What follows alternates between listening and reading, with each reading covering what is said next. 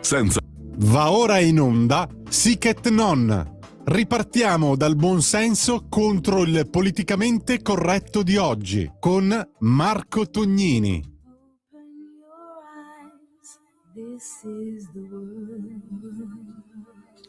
Open Your Eyes, cari amici di Radio Libertà, benvenuti a una nuova puntata di Sic et Non. Tanto piacere di essere di nuovo con voi dopo un'assenza forzata la scorsa settimana per questioni evidentemente di salute. I malanni di stagione colpiscono anche noi purtroppo, ma siamo ritornati, siamo sul pezzo ovviamente.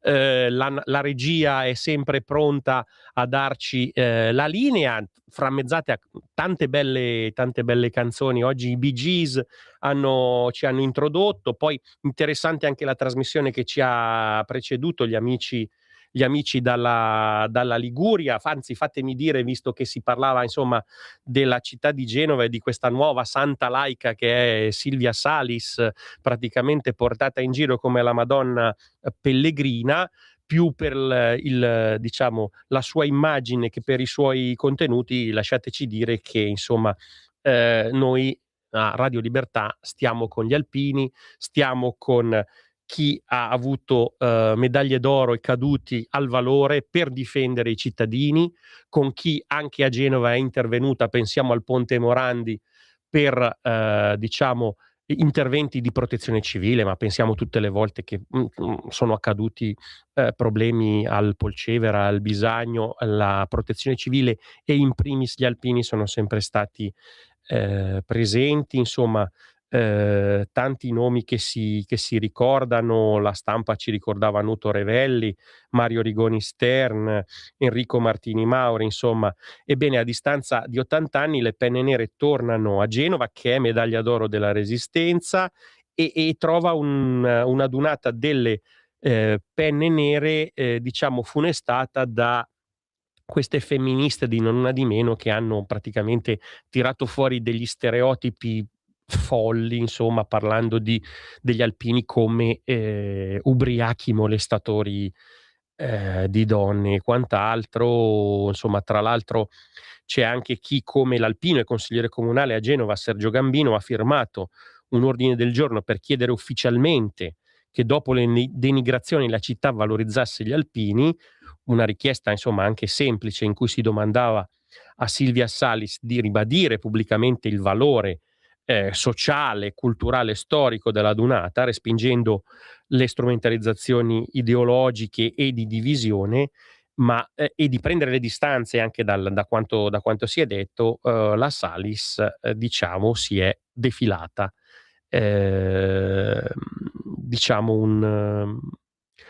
un brutto momento, ripeto, e la massima vicinanza agli alpini. Spiace che qualcuno, anche qualche esponente di AVS, che non appena vede una divisa non capisce niente, ha riflessi tipo cane di Pavlov e deve abbaiare, ma insomma riconosciamo il valore alle cose, riconosciamo il valore ai nostri alpini. Ecco, questo mi sentivo di dire, credo che sarete d'accordo anche voi.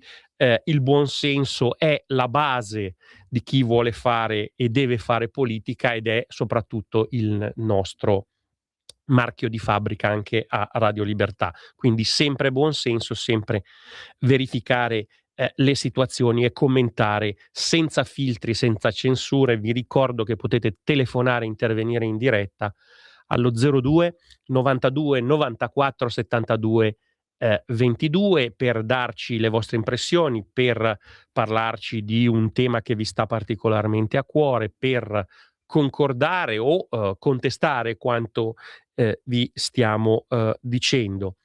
Settimana estremamente ricca di situazioni, di contenuti, tra guerre, problemi evidentemente economici, lo stretto di Hormuz, un articolo che forse è sfuggito ai più e che vogliamo ricordare e riportare alla vostra memoria. Perché remigrazione è una parola contestata, lo abbiamo visto anche nell'ultimo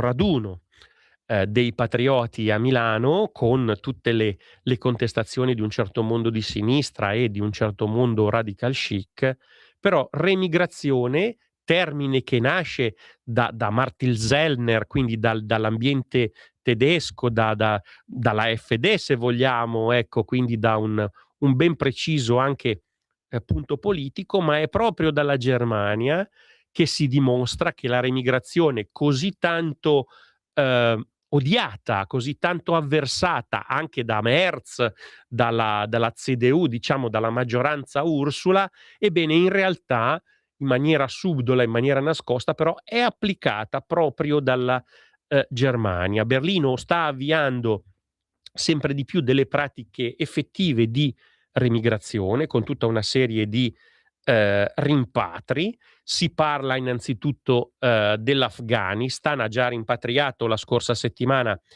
in aereo direttamente dal carcere con un volo partito da Lipsia in piena notte 25 degli 81 pregiudicati rimandati già a Kabul, diciamo, quindi in Afghanistan. Stiamo parlando di un paese dei talebani, ma non c'è stata una corte costituzionale o un giudice che ha detto no, non potete riportarli in un paese dove esiste la pena di morte o qualche regime. Semplicemente è il loro paese, arrivano da lì, è il loro paese e non si sono posti il problema e nessun giudice ha messo i bastoni tra le ruote. Ebbene, questo è diciamo la dimostrazione che questi pregiudicati irregolari sul suolo tedesco, responsabili di svariati reati, tra cui, vi ripeto, reati gravi, furto, narcotraffico, omicidio colposo, stupro di gruppo, tra le proteste delle ONG, perché le ONG protestano, perché se gli togliete il pane di bocca ovviamente è così,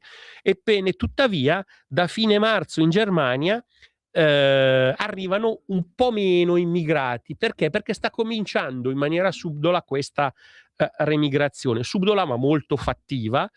Il governo Merz sta anche trattando con la Siria, perché voi sapete che la Siria comunque è stata in prima fila già dall'era Merkel nel presentare poi i migrati in Germania. Ebbene, a Berlino non sbandierano questi ultimi rimpatri, però i voli charter ci sono e ripeto, anche se le Nazioni Unite e molte ONG non vedono di buon occhio questi accordi, si sta andando avanti. Tra l'altro questo dà, come dire, spazio e fiato anche alla narrazione del governo italiano, che sta cercando insomma di portare avanti questa situazione, come peraltro sta facendo Starmer. Starmer nel Regno Unito si muove con tutta una serie di prese di posizione molto ideologiche, ma comunque rafforzando anche l'idea dei centri di detenzione all'estero, ha portato avanti un accordo ben definito con la Francia per evitare appunto la immigrazione al pas de Calais. Vedo che abbiamo una telefonata, ringrazio la regia, quindi la passiamo subito in onda. Pronto? Buongiorno, chi sei, da dove chiami? Buongiorno, Antonio da Venezia. Buongiorno Antonio. Niente, volevo chiedere puntualizzare un attimo. Prego. Se, capire perché qua, pur votando destra, non è per il voto, per dico, ma invalidi. Io vado su questo fatto qua perché sto subendo questo problema qua. Sì. E sono cardiopatico, lavoro sottopagato e vivo in un pulmino, perché a me non si dà niente, cioè almeno crepare, non dentro una lattina, ma crepare magari dentro 4 mura, dopo che hai pagato un sacco di tasse, dopo che hai pagato tutto quanto. Ma come mai tutta la politica che va su dà sempre una miseria all'invalidità che all'estero è alquanto diversa? Ho amici all'estero, Nord America, America è molto diversa, no? Qua non è riconosciuta l'invalidità, se sei invalido al 100%, cardiopatico, con problema di cuore, malato terminale, con T3 e più ne ha più ne metta, qua al limite forse quando faranno le carte sono già morto, per dire, ma te non ma come si fa a non capire i problemi delle persone? Io sto facendo anche un lavoretto in regola di 3 mesi, pagato agli 76 euro all'ora. Cioè, ma non ci vergogniamo un attimo a tenere la gente nostra in queste condizioni? No, perché io avevo un cane, lo tenevo molto meglio, gli davo molto di più al cane. Qua non si trattano, ma no, peggio, io dico, gli animali, per carità, io ci voglio un bene dell'anima, ma dico, come si fa a trattare la gente così? C'è anche il mio amico qua, che poretto, c'ha un problema di disabilità anche lui, tutti e due nel pulmino, e qua nessuno si frega niente, nessuno gli interessa niente. Cioè, ti danno una miseria e dopo cosa fai? E deve andarti bene. Allora io non so chi si può sperare che a Roma faccia qualcosa, oppure perché Roma non fa niente, il Veneto non fa niente, e che sono sulla ricca Venezia, dove c'è una strage di persone che dorme ormai in camper, perché non si può permettere, perché non ti affittano neanche più una casa, per dire. Poi sono anche sono coalizzati con gli affitti, no? Perché adesso gli affitti, no?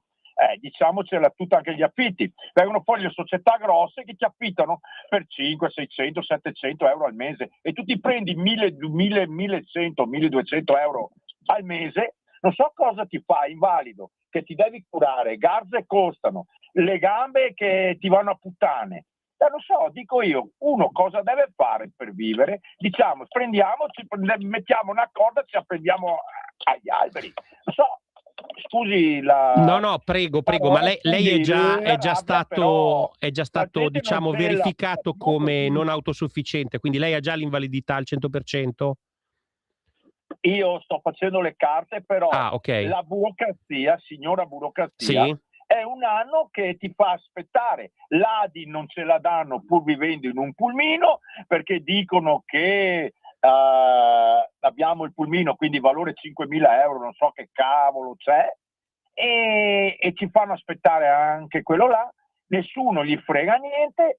E allora io dico, ma no, io non parlo solo per me, siamo io e un mio amico disabili, e c'è tantissima gente disabile che ormai vive dentro i pulmini, vive dentro le macchine. Ormai la gente si sta anche un po', diciamo, seccando, perché urta dopo un po', dopo aver versato magari 40 anni di tasse, è non tutto avere chiaro, nemmeno un che di poter mettere il piatto, ma che la cena, mangiare ogni 2-3 giorni. Scusi se le dico questo, però mi dispiace e non voglio essere frainteso come una persona irraconda, però dà un po' fastidio, urta dopo un po'. Grazie del messaggio e della testimonianza. La invito magari a chiamare alle segreterie provinciali della sua provincia della Lega per segnalare il suo caso, per verificare appunto se queste esenzioni per invalidità sono ferme, per quale motivo sono ferme, se manca della documentazione. Io mi rendo conto, perché diciamo ho esperienza in alcuni casi in famiglia. Certo, intanto diciamolo che comunque ci sono delle speranze per il futuro, perché comunque il ministro Locatelli sta allargando la platea dei servizi messi a disposizione, si sta creando un testo unico molto importante. Diciamo che oggi comunque per chi non è autosufficiente, quindi per chi ha il 100% di invalidità, c'è comunque una indennità di accompagnamento che non è basata sul reddito, ma è fissa, di 530 circa euro, che comunque non è sostitutiva e comunque andrebbe magari rivista. C'è il discorso della legge 104 per chi assiste un familiare. Sicuramente un tema forte, un tema importante, un tema che purtroppo nel passato è stato usato per fare politica. Insomma, il tema dei falsi invalidi è uno dei temi anche per cui è nata la Lega, perché c'è una disparità evidente, non c'è equità, soprattutto rispetto a chi ha versato. Quindi senz'altro questo tema lo rilanciamo, lo portiamo avanti. Ricordatevi che insomma c'è chi anche ci pensa, e quindi ripeto, siate anche costruttivi. Vi invito a essere costruttivi, a parlare con i vostri rappresentanti, in questo caso in Regione Veneto e nella vostra e nella vostra provincia, perché c'è comunque chi vi segue, chi segue queste situazioni. Ricordatevi che insomma ci sono partiti con persone che hanno, come dire, la voglia di apparire, ma ci sono anche forze politiche fatte oggettivamente da cittadini come voi, che quindi hanno, come dire, eh, voglia di mettersi a disposizione, di fare la propria parte. È difficile, soprattutto in un mondo così burocratico, soprattutto in un mondo dove diciamo per cambiare le cose poi arriva un referendum e arrivano i pazzi che votano sempre no, ma questo è un altro discorso personale. E niente, comunque vi ripeto, siate costruttivi, rivolgetevi a chi davvero comunque tiene a queste situazioni, al di là anche di un certo mondo sindacale che sulla disabilità si riempie la bocca ma poi non interviene sempre. Quindi grazie, ripeto, andiamo avanti, vedo che abbiamo un'altra telefonata, la facciamo passare. Pronto? Ciao, chi sei, da dove chiami? Buongiorno dottor Tognini, Lisetta. Buongiorno a lei, Lisetta, prego. Allora, ritorno il 25 aprile, dottor Sì. Tognini, perché visto che in questi giorni si parla diverse volte degli ebrei, volevo appunto parlare degli ebrei, perché Milano, secondo me, è la vergogna degli insulti che Certo. che sono stati fatti. Allora, io dico che vergogna l'episodio di Milano sull'espulsione dal corteo della brigata ebraica. E voglio aggiungere ma lo sanno questi spregevoli individui che i giovani della brigata ebraica, aggregata dopo ripetute richieste all'8ª armata del generale Alexander, hanno partecipato con le truppe inglesi alla nostra lotta di liberazione, soprattutto nel nord Italia. E in diversi cimiteri italiani è rimasta la testimonianza dei loro corpi, in particolare in quello di Ravenna, città che secondo me che deve la sua liberazione dalle truppe tedesche anche al loro eroismo. Dottor Tonini, la brigata ebraica, da quel che leggo, viene insultata dagli italiani oggi con delle parole vergognose, inaccettabili e del tutto irriferibili, mentre dovrebbe essere degna del rispetto di tutti come lo è del mio. Se si pensa che era composta da giovani venuti, come detto, a combattere per la nostra libertà. Nient'altro per oggi, la saluto e buon fine settimana anche a lei. Grazie a lei. Ricordo che per brigata ebraica si intende la Jewish Infantry Brigade Group, un corpo militare diciamo agli ordini diretti dell'esercito britannico, che fu operativo nella seconda guerra mondiale, radunato nel settembre del 44 e appunto radunava ebrei che erano posti sotto il mandato britannico, e ha combattuto nelle ultime fasi della campagna d'Italia e poi fu sciolta nel 46. Alcuni membri della brigata poi hanno aiutato i superstiti dell'Olocausto a poi portare diciamo i superstiti in Israele, sfidando anche quelle che poi sono state le restrizioni britanniche. L'episodio di Milano è un episodio brutto per quanto veramente si è visto, anzi brutto forse dire poco, è indegno, perché insomma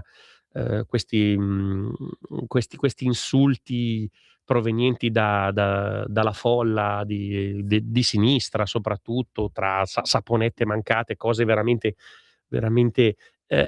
indicibili, tra l'altro come dire, nei confronti di persone tra cui posso citare insomma anche ebrei milanesi, persone insomma di sinistra come Emanuele Fiano, insomma, che sono state veramente aggredite in maniera veramente non giusta. E poi storicamente da amante della storia vi posso dire che insomma portare in corteo le bandiere della Palestina, quando sappiamo benissimo che la leadership araba, a cominciare dal Gran Muftì di Gerusalemme nella seconda guerra mondiale, sosteneva l'asse, ci sono stati incontri con Hitler, con Mussolini. Il Gran Muftì di Gerusalemme si mosse per diciamo aiutare a radunare, per esempio in Bosnia, quella famosa divisione di SS che doveva poi rastrellare i Balcani di SS di religione islamica, quindi veramente un controsenso, un nonsense storico che stride. Poi ripeto, si può cioè criticare lo Stato di Israele non lo si può fare attaccando invece un corpo storico che poi è legato, ripeto, al 25 aprile, quindi alla liberazione. Anche sul 25 aprile, anche sui partigiani possiamo dire tanto, ricordando comunque l'apporto fondamentale delle truppe alleate. Matteo Salvini è stato, se non erro, in Toscana proprio a rendere omaggio al cimitero delle truppe alleate in Toscana, quindi ognuno poi la può vedere come vuole, però abbiamo anche il dovere, soprattutto chi è nelle istituzioni, avrebbe, dico io, il dovere di rappresentare un popolo, e quando si rappresenta un popolo si rappresenta anche chi non la pensa come te, quindi ci vorrebbe un minimo, come dire, di presenza istituzionale e un minimo anche di silenzio, di aplomb. Nel mio breve periodo da consigliere comunale, quando ho rappresentato il mio comune, sono stato presente anche a queste manifestazioni. L'ho fatto al di là poi anche del mio pensiero personale che è più critico, ma l'ho fatto perché quando rappresenti un popolo e rappresenti la tua gente, lo rappresenti in toto, no? Si dice sarò il sindaco di tutti, sarò il presidente di tutti, e beh, bisogna farlo però, cari amici, bisogna essere come dire, di larghe vedute e cominciare a capire che non dobbiamo dividerci tra guelfi e ghibellini come si fa in questo dannato paese per 2000 anni, e cominciare invece a costruire qualcosa insieme che sia di vero, di giusto e di bello, altrimenti insomma verremo schiacciati da chi ha un'identità più forte della nostra e non diciamo è immune a queste critiche. Grazie, passiamo quindi alla nostra pausa e torniamo più tardi. Stai ascoltando Radio Libertà, la tua voce libera, senza filtri né censure, la tua radio.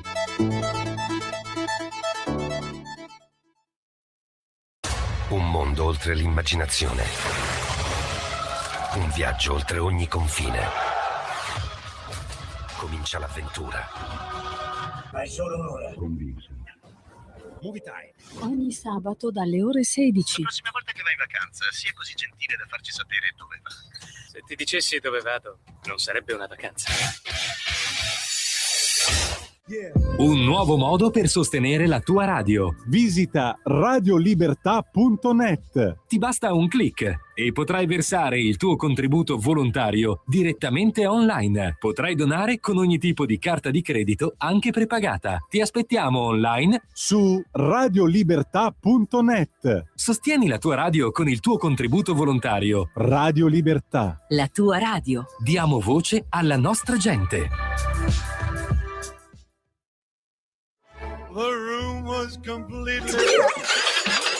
Stanco di perderti i tuoi programmi radiofonici preferiti? Vorresti la tua musica, le tue voci amate sempre con te, ovunque tu vada? Radio Libertà, l'applicazione che trasforma il tuo smartphone e tablet nella tua radio personale.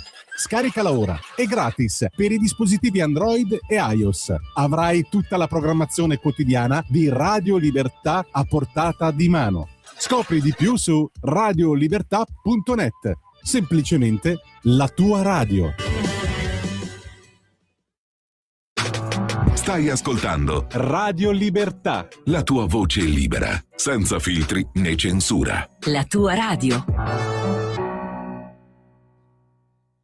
Sic et non, di nuovo in onda su Radio Libertà. Vi ricordo che per intervenire in diretta potete chiamare lo 02 92 94 72 22 e naturalmente, cari amici, ritorniamo sui temi che ci sono più congeniali. Parliamo di Europa perché è un florilegio in questo periodo, veramente ne esce una al giorno.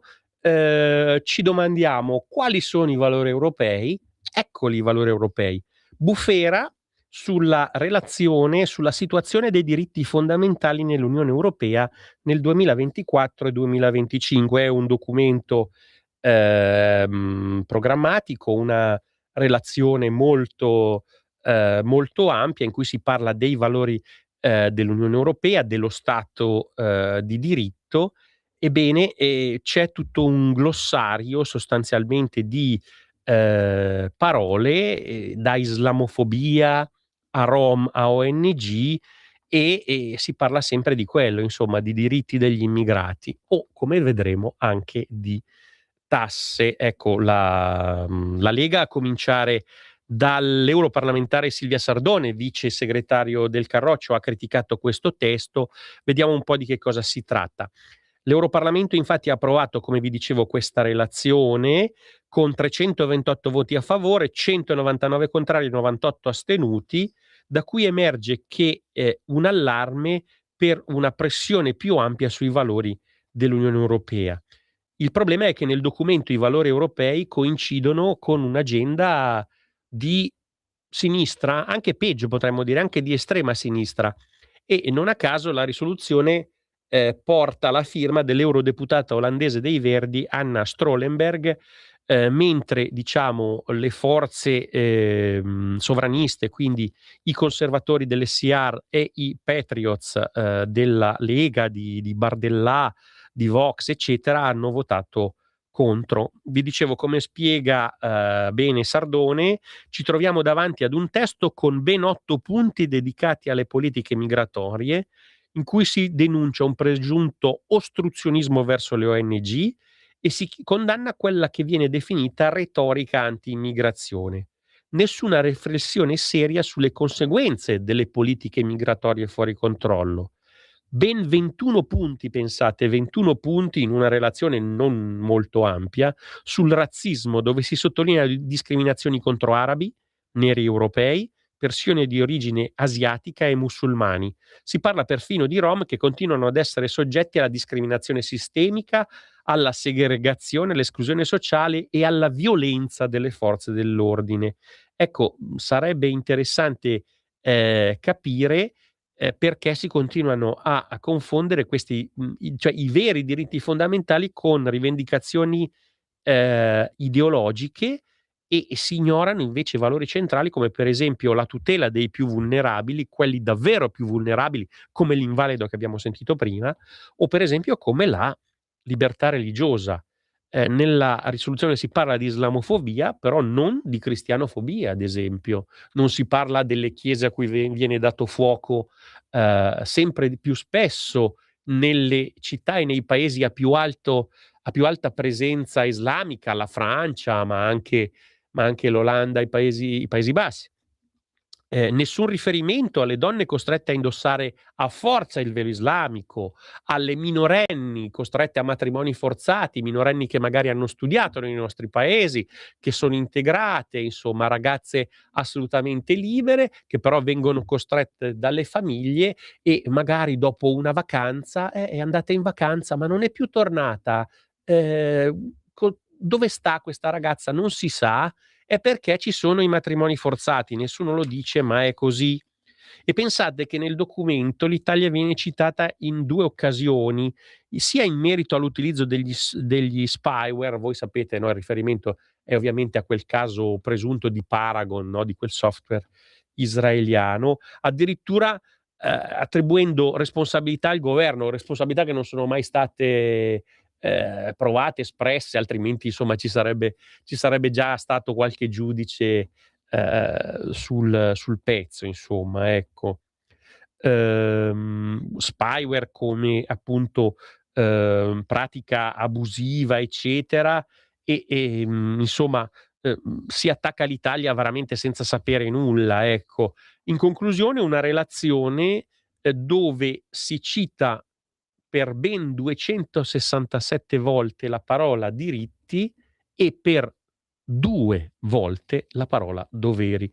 Ecco, sarebbe sufficiente questo dettaglio per spiegare perché questa risoluzione non può rappresentare i veri valori europei, che sono valori certamente di tolleranza, ma valori di affermazione di una cultura, di un'identità, di un modo di essere, di esistere, di una presenza che nei secoli ha cambiato il mondo, perché poi è l'Europa che è stato nei secoli, volente o nolente, motore del mondo. Poi oggi ci dicono che bisogna fare ammenda sul colonialismo, e sicuramente se ne è fatta di ammenda sul colonialismo, però insomma da quanto pare, insomma, dal decolonialismo, per esempio in Africa o nel Sud America, non abbiamo visto molti grandi progressi, quindi insomma anche qui sembra più una, come dire, una polemica di tipo ideologico. Però questa è l'Europa, questo è l'orizzonte dell'Europa che vi dicevo, quindi diritti che sono ormai diritti degli immigrati, e la parola d'ordine oggi è tasse. Quella che diciamo Ursula von der Leyen, ma anche i suoi fidi scudieri portano avanti da tempo, è risorse proprie. Risorse proprie cosa vuol dire? Vuol dire che non è finanza derivata, non è quello che ti arriva dagli stati membri, ma è una tassa che va direttamente all'Unione, che va direttamente alla Commissione, che quindi la potrà usare per quello che ritiene. E il Parlamento di Strasburgo questa settimana, ricordiamo, c'è la plenaria a Strasburgo, oggi ultimo giorno di plenaria, anzi a quest'ora magari qualcuno sta già sgattaiolando via.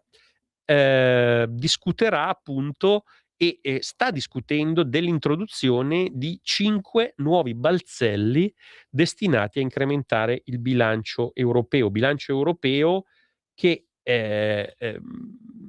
tende a diventare sempre più famelico, ad allargarsi, a fagocitare sempre più parti, nonostante, ripeto, l'Europa non abbia tutte le competenze del caso. Però Bruxelles non vuole che si sfori il famoso patto del 3%, ma addirittura appunto a introdurre nuove tasse europee. Si parla di ben 60 miliardi l'anno di queste risorse proprie, che a spanne vuol dire 8 miliardi in più per l'Italia, a quanto calcolano gli esperti, e che vuol dire a spanne 300 euro a famiglia, a nucleo familiare, che non sono poche, e questo nonostante gli effetti della guerra, nonostante la crisi economica, nonostante il PIL dell'Eurozona cresce di 1/4 rispetto a quello americano, per non parlare di quello cinese, per non parlare del fatto che si continua a parlare di rilanciare la competitività,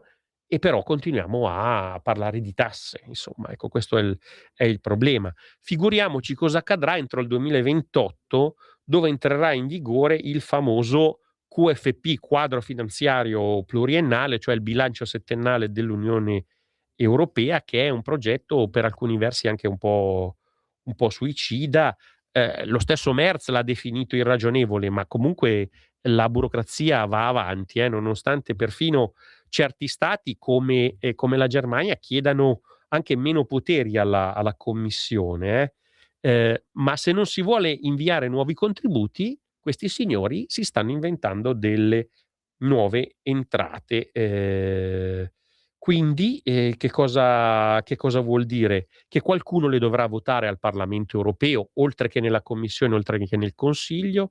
C'è la possibilità di avere degli stop, ma al momento, vi ripeto, la prospettiva portata avanti dalla maggioranza Ursula, che è la maggioranza che va dalla sinistra e dai Verdi fino ai popolari, quindi fino a Forza Italia, tanto per essere chiari, ebbene è una minaccia concreta. E quali sarebbero queste nuove tasse? Innanzitutto l'ETS, cioè l'Emission Trading System, le famose quote sulla CO2 emesse dalle imprese e dalle aziende, che poi oggi vorrebbero estendere, pensate bene, agli edifici e ai trasporti. Quindi un disastro assoluto. L'Italia le vorrebbe abolire e la Bruxelles invece se lo vuole portare avanti per spartirsi poi i soldi. Come si puntano a tenere una buona fetta degli introiti, derivati dal cosiddetto CBAM, cioè Carbon Border Adjustment Mechanism, sostanzialmente il meccanismo di adeguamento del carbonio alle frontiere, per cui l'importazione di determinate merci con standard ambientali più bassi sarebbe tassata, ma questo farebbe saltare tutta una serie poi di scambi commerciali, e molte merci costerebbero di più, evidentemente, con poi riflessi sui consumatori, evidentemente. Poi una tassa sui rifiuti elettronici, quelli non riciclati, un balzello sulle grandi aziende che operano nell'Unione Europea, la cosiddetta core, una parte delle entrate nazionali derivanti dalle accise sul tabacco, quindi si va proprio all'osso, a raggranellare persino il fondo del barile con una tassa che poi potremmo definire anche un po' etica, perché va verso comunque un consumo di un bene molto particolare quale il tabacco. E vi dicevo sui rifiuti elettronici, quindi abbiamo tutta una serie di situazioni, ma anche penso prelievi sulle varie piattaforme online, quindi insomma non c'è molto da stare allegri. Il capodelegazione della Lega al Parlamento Europeo, che è il veronese Paolo Borchia, ricorda che l'Italia versa più di quanto riceva dall'Unione, e il nostro paese è un contributore netto al bilancio. La parte di denaro, dice Borchia, che ci ritorna è sottoposta a vincoli, quindi riceviamo solo una parte che dobbiamo spendere come ci dice Bruxelles. L'impianto di base non è esaltante, ma se iniziamo a guardare in quanti rivoli vengono sprecati i nostri soldi, c'è da star male. Anziché parlare di aumenti di bilancio, sarebbe il caso di iniziare a spendere meno e meglio. Questo appunto l'intervento di Paolo Borchia, capodelegazione dell'Unione Europea. Infine parliamo di Europa, saremo velocissimi perché siamo comunque in chiusura. C'è un bel articolo apparso sulla stampa specialistica e su alcune testate online di appunto Gianfranco Liturri, che è commercialista, commentatore economico. Che cosa dice? Che l'urbanismo dell'Ungheria senza Orban è ben presente nel prestito europeo all'Ucraina. Cioè, che cosa si è scritto e non si è detto su questo nuovo governo di Peter Magyar? Che sostanzialmente l'Ungheria non ha mollato di 1 centimetro la posizione tenuta da Orban e ha dato via libera al prestito di 90 miliardi della UE all'Ucraina, ma, ripeto, con gli interessi comunque dell'Ungheria, quindi comunque l'Ungheria non dovrà contribuire, e quindi solo 25 paesi pagheranno, quindi l'Ungheria, Repubblica Ceca e Slovacchia comunque non pagheranno. Questa era la posizione assunta a dicembre anche dal governo Orban e confermata dal governo Magyar, e quindi quelli che festeggiavano per la vittoria dell'avversario di Orban oggi si trovano a dover sostanzialmente pagare un ulteriore balzello per continuare la guerra in Ucraina, ben sapendo poi anche che chi la gestisce è quel governo ucraino che abbiamo visto come è opaco nella gestione di questi fondi. Sicuramente non sono fondi che vanno alla popolazione, ma sono fondi che vanno per armi e nei 1000 rivoli, come abbiamo visto, della corruzione dilagante. Non solo, ma l'Ungheria di Magyar è anche, disposta, e lo sta già facendo, a far ripartire attraverso il famoso oleodotto di Druzhba verso appunto l'Ucraina e la Slovacchia il petrolio e il gas russo. Quindi abbiamo un uomo di destra sponsorizzato fortemente dall'Unione Europea contro Orban, l'uomo anche di esperienza, l'uomo che da 15 anni guidava il paese, e però vediamo che l'Ungheria ancora una volta è riuscita a fare tutto sommato i propri interessi, quindi alla faccia di Tusk e della von der Leyen, e soprattutto della sinistra di Casa Nostra, diciamo che la vittoria su Orban è stata comunque pagata a caro prezzo ancora una volta dagli europeisti di Casa Nostra. Vi ringrazio per l'attenzione e come sempre vi do appuntamento alla prossima settimana.